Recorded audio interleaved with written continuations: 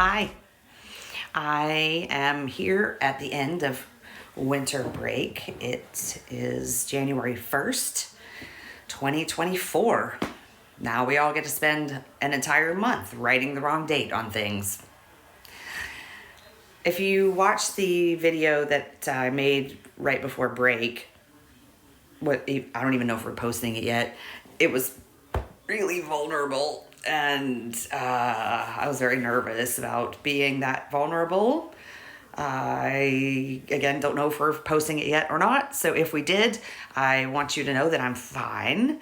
I really just needed to talk and get my worries out. And I have now rested and eaten a lot of cheese and hung out with my family and my friends and recharged in every way. Read a lot of books, got a new journal, crocheting and knitting, making stuff, creating rejuvenates me.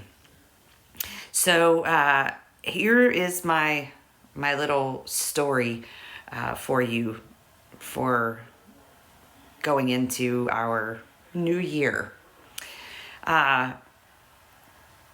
When I first started teaching, I had a really tough time connecting with my students at first. And I walked in one day frustrated because I could not get them to do anything.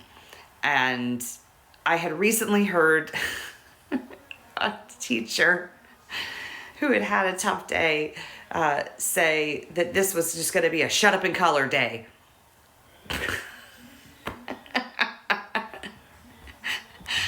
I so get that now. I'm sure that you do too.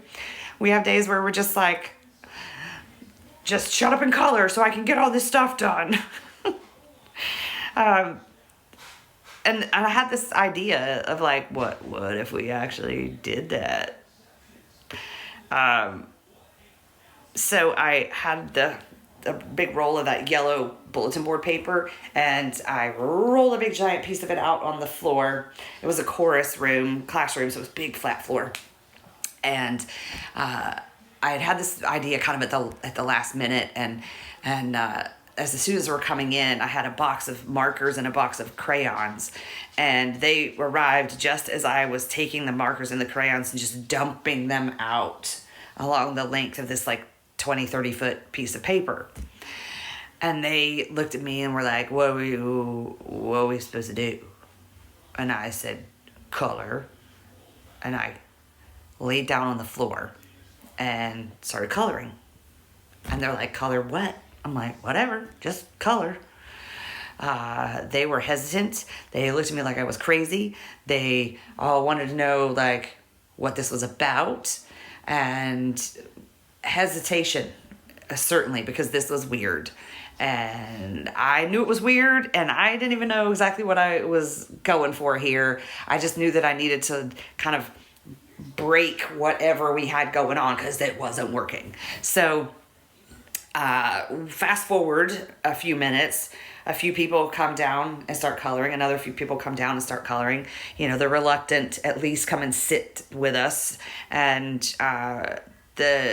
the class period goes on, and you know what starts to happen is natural conversation, right? Oh, hey, can I have that marker? Oh, can I have that green? Oh my gosh, you can draw, look at that. And suddenly things were happening. We were connecting, and it was a beautiful thing. And I learned a ton about my students, whatever they drew, what they liked. They, draw about their sports and their clubs and their families and, all kinds of things. And it was a way to start conversations. A few of them drew things that were a little frightening, revealing, vulnerable. I did that, whatever schedule. I think we had 6 blocks a day back then. Did that 6 times that day, and I learned more in one day than I had learned in weeks with these kids, and it was fascinating. it also felt really wrong. Like, that was not the plan that day, and I knew my plan wasn't working, so I had to do something else. And what I learned as a teacher from that was that you got to trust your gut when you walk in the door. You got to read the room. You got to kind of feel where they are and start from there. You can plan and plan and plan and plan and plan, but if you walk in the door and the vibe is wrong, your plan is not going to work, right? So I learned to kind of trust my gut on that. Yes, have a plan, but be ready to chuck it out the window if it's not working. And it's okay to innovate in the moment and try something. I wasn't quite sure what that paper was supposed to accomplish at the moment. I was just inspired by somebody saying, shut up and color, and I did it. Big Yellow Paper Day became a thing in my room. Because when students were kind of wanting to talk, wanting to share, wanting a minute to breathe, they were totally willing to get on the floor with me and color. So my students from that era, if they see this online, will say, we remember Big Yellow Paper Day. We had a lot of them that year. Fewer and fewer as the years went on, and I got better and better at this job. But there has been a time or two when I have resurrected Big Yellow Paper Day in various forms, depending on what paper was available at the time.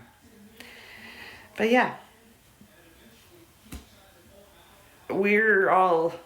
I can feel you out there in the universe, sitting here on this night before we come back from break. I can feel you chomping at the bit to either plan so that everything goes great when you come back, or stressing about not wanting to plan, right? Not wanting to come back. I can just feel the teacher vibe across the universe. I just want to encourage you to be open to those moments, that those moments of inspiration, and be ready to pivot, be ready to swerve, be ready to trust your gut and give those humans in front of you what they need in the moment. We'll get the learning in. Make sure they're humans, their humanity is intact first. Yeah. And make sure that every once in a while you are creating something. I hope you have a great beginning of your new semester coming up in the next couple weeks, and I will see you again soon. Peace once again in your mind, in your words, in your hearts. I'll see you soon.